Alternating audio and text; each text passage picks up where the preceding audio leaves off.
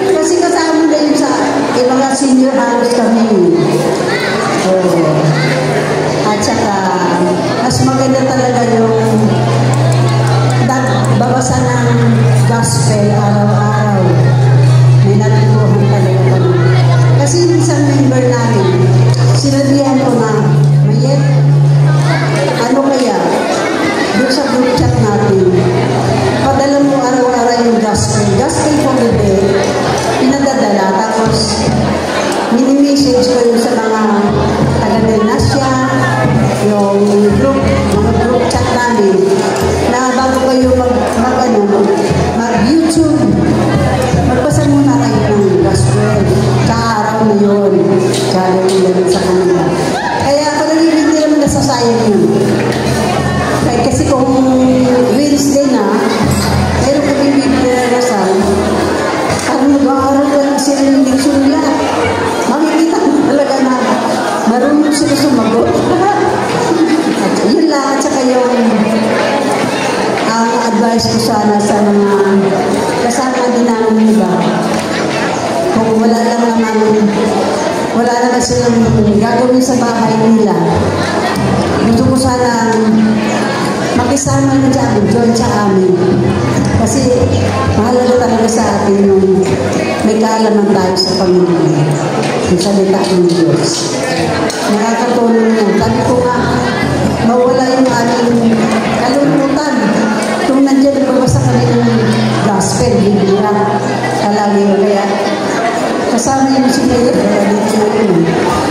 malaki din na itulong yan sa magpapadala araw-araw ng gospel. At saka pinabagan din ito sa mga kapwa namin. Sino? Alam mo yung buhay namin. Malapit na kakakot tayo. Bumabalik na tayo sa pinagagaling na natin. Umpisahan na natin. Magano na tayo sa Panginoon. Magdating loob na tayo kay Lord.